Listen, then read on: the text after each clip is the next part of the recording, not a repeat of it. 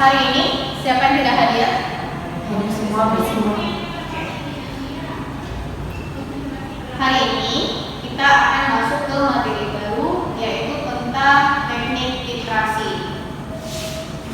Sebelumnya, anak ibu udah pernah makan buah jeruk yang masih muda? Bagaimana rasanya? Rasa. Terus, kalau kita sakit biasanya kita berobat. Bagaimana rasa obat? Pahit. Jadi dalam kehidupan kita sehari-hari, kita banyak menemukan reaksi asam basa. Menurut kalian, bagaimana cara kita menentukan konsentrasi atau kadar dari zat asam atau basa dalam suatu sampah? Siapa yang tahu? Ya, Feby? Dengan cara melakukan titrasi. Iya, benar. Dengan cara melakukan titrasi. Jadi, tujuan pembelajaran kita hari ini yang pertama, menjelaskan pengertian analisis titrimetri. Yang kedua, mengidentifikasi jenis titrasi asam basa. Yang ketiga, menjelaskan fungsi alat pada proses titrasi. Apa itu analisis titrimetri? Digunakan untuk menentukan konsentrasi lakukan melalui reaksi neutralisasi asam dan basa. Jenis titrasi asam basa terdiri dari asidimetri dan alkalimetri. Asidimetri itu penentuan konsentrasi basa menggunakan larutan standar asam. Kalau alkalimetri penentuan konsentrasi asam menggunakan larutan standar asam. Jadi ini reaksi kenetralan ya. Asam tambah basa menghasilkan garam Tambah air. ya. Ini untuk yang asam kuat basa kuat. HCl ditambah NH menjadi NaCl tambah H2O. Ini untuk asam lemah dan basa kuat menghasilkan CH3COONA tambah H2O. Dalam proses titrasi itu ada yang dinamakan standar primer, standar sekunder, titik ekuivalen, dan TAT. Standar primer itu suatu zat sudah diketahui dengan pasti berapa konsentrasinya dengan cara penimbangan langsung. Kalau standar sekunder, dia belum diketahui konsentrasi tepatnya, maka harus distandarisasi terlebih dahulu dengan standar primer. Titik ekuivalen itu titik di mana volume titrasi yang menunjukkan volume kesetaraan antara mol asam dengan mol basa. Sedangkan TAT itu menunjukkan perubahan warna pada indikator. Proses titrasi kita hentikan pada tahap perubahan warna ini. Sampai sini ada yang ingin ditanyakan? Ada Bu. Ya, Feby sekarang. Tadi kan standar primer itu kan sudah ditentukan konsentrasinya. Itu kenapa sih bisa langsung ditentukan konsentrasinya dan apa aja syarat dari standar primer? Syarat dari standar primer itu memiliki kemurnian yang tinggi. Yang kedua, stabil. Yang ketiga, tidak bersifat higroskopis. Yang keempat, memiliki MR yang besar. Contohnya asam oksalat.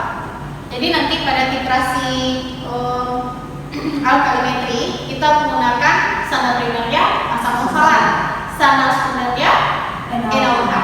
Sampai sini paham, Feby? Oke, kita berikan aplaus.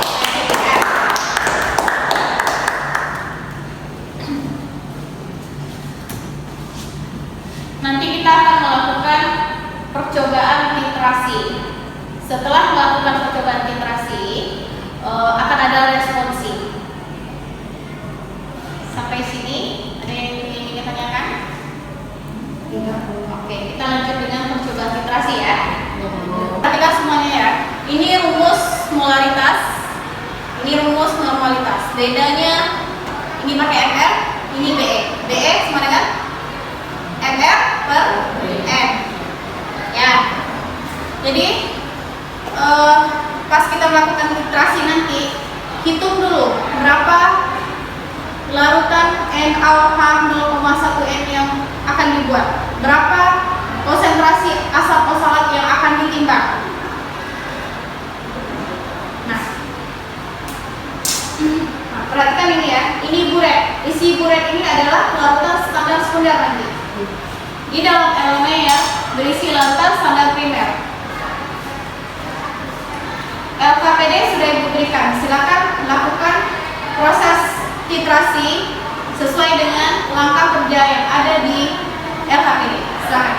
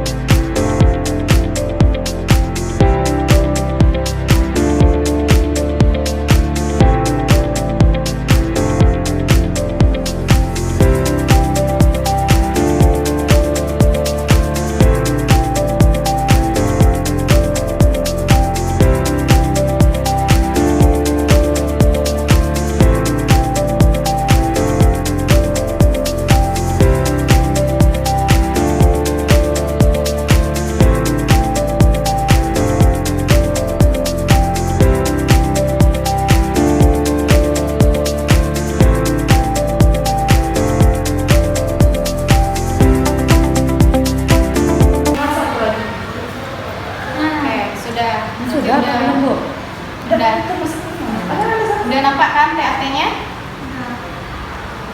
Bikin lagi perhitungan untuk berapa kadarnya tadi ya. Bereskan lagi kurangnya. Oke. Setelah kita melakukan percobaan tadi, siapa yang bisa menyimpulkan materi kita hari ini? Oke, Siva silakan. Nah, berdasarkan percobaan alkali yang dilakukan dapat disimpulkan kadar asam oksalat dalam sampel suhu dapur adalah 4,5%. Terjadi antara asam lemak dengan basa kuat yang menghasilkan garam natrium asetat. TAT-nya dari bening protein cells. Oke, terima kasih Siva. Berikan aku ya.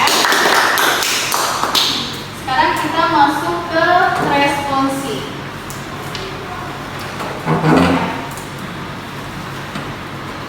Silakan kerjakan secara mandiri dengan tenang. Diberi waktu 10 menit mulai dari sekarang.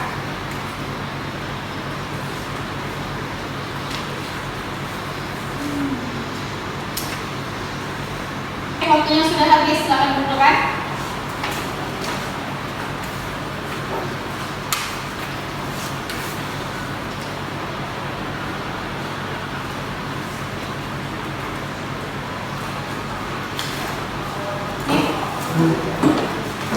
Ini hasilnya ya.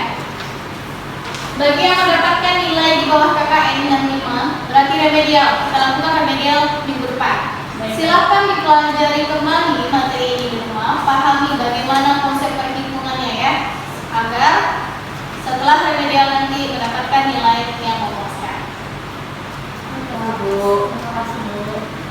Sampai di sini pertemuan kita hari ini. Mohon maaf jika Ibu ada salah kata. Kita akhiri dengan mengucapkan alhamdulillah. Oke, assalamualaikum warahmatullahi wabarakatuh.